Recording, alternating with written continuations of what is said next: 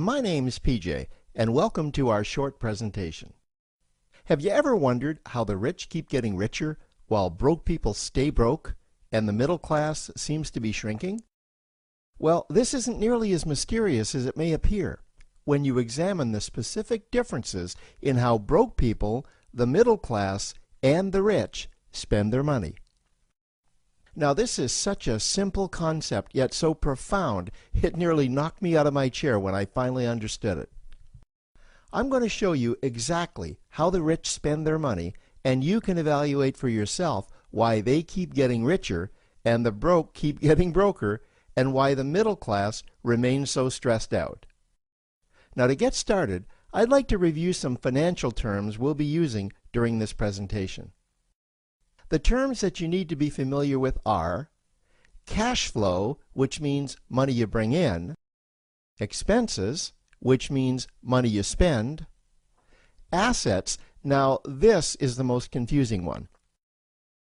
You're probably familiar with the traditional definition of an asset, which is something you own or have equity in. However, back in the 1990s, Robert Kiyosaki introduced us to a new definition of an asset in his groundbreaking Rich Dad, Poor Dad series of books. Robert taught us that an asset is something that pays you, and that's the definition we'll be using here. Liabilities is the last term, and it's defined as things that cost you money. As an example, a house is typically viewed as an asset, but can it actually be a liability? Yes, with our revised definition, anything that costs you money is a liability, not an asset. If you have a mortgage, your house is an asset to your banker because it pays him or her every month. But could a house also be considered an asset to you? Yes, in the right circumstances it could, when it pays you money.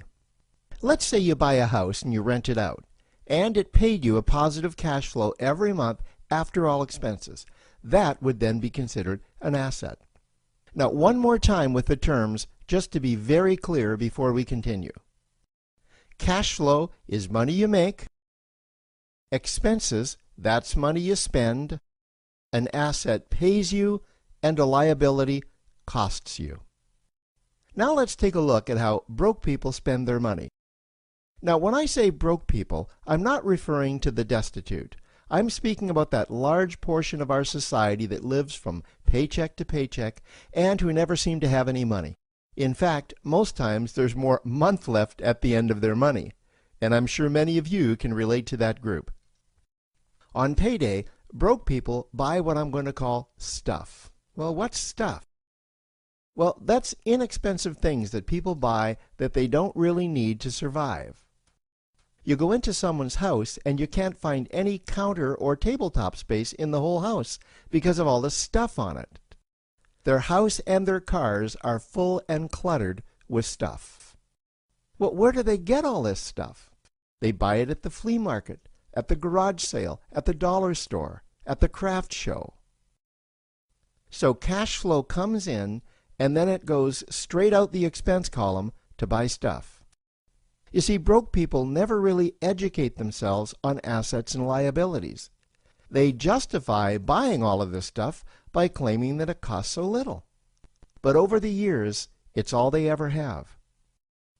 The problem is their cash flow never produced or created more cash flow. Now, please understand, I'm not undermining or taking any shots at this or any group. I just see a lot of financial difficulty out there, and it really doesn't need to be that way. Creating wealth isn't a mystery, it's a formula. The only reason someone doesn't create wealth is because they either don't know the formula or they don't apply the formula. Now let's take a look at the middle class. The middle class is the group that society mistakenly thinks are rich. They're not. Yes, they typically earn a six-figure income, and many of them appear rich, but it's what they buy with their money that keeps them prisoners of the middle class. What they typically buy are liabilities. Remember the definition of a liability? Things that cost you. By buying liabilities, the money gets pushed up and out their expense column. Liabilities are items like cars, boats, houses, airplanes, credit card debt. Now let's see just how this happens.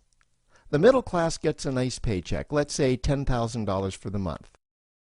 They then split that down the middle and they pay their monthly expenses with half, and with the other half, they make a down payment on a new car. The car costs $5,000 down, and after they add on the insurance and the maintenance, that liability now costs $1,100 new dollars every single month. A few months go by, and they want a boat, then a vacation home, a Rolex watch on their credit card, a vacation on their credit card. And before you know it, their liabilities have raised their expense levels to near or above their income levels. They actually spend equal to or more than they make, meaning that they have to go to work and make a certain amount of money every single month just to cover their liabilities. The other important issue with both broke people and the middle class is that normally all of their cash flow is dependent on their own effort, meaning that they've educated themselves to exchange their knowledge and expertise for someone's money. Also, the money they earn is usually the highest taxed form of income. Here's an example. An attorney is knowledgeable about law, so people pay him or her in exchange for that knowledge on an hourly basis. The problem here is that if the attorney isn't sharing that knowledge with a client, then the attorney isn't making any money. This causes lots of stress and anxiety in their lives, and if you ever ask them to take an afternoon off to play golf with you, well, they very rarely can because of how much money it'll cost them to take that time off. On the surface, life's pretty good. The reality is that it's a roller coaster ride. That's the middle class. Now, I know this group very well because for a great deal of my adult life, that was me.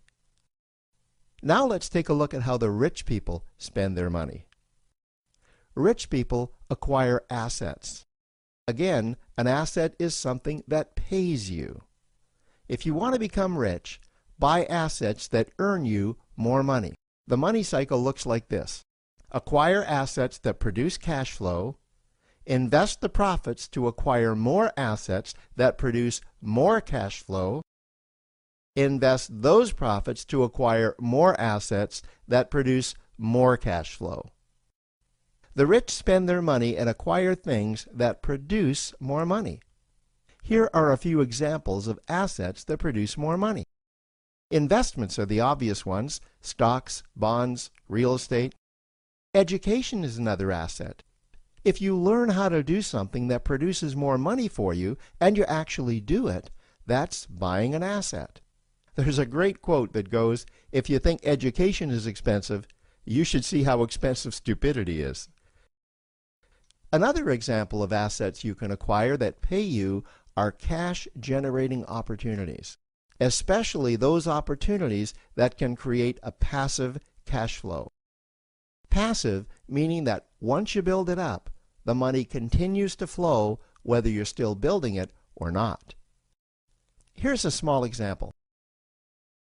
Let's suppose you bought a pinball machine and you put it in a barber shop, and you don't spend any of the profits. You save them until you can buy another pinball machine and put it in another barber shop. This, by the way, was Warren Buffett's first business.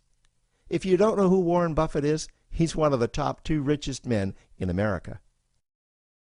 The rich are extremely eager to find those passive cash-generating opportunities because those opportunities continue to pay them month after month, year after year, long after they've stopped working the opportunity. You know, I see this happen again and again with successful entrepreneurs. They find a passive cash flow stream that they build up, and it continues to pay them month after month, year after year.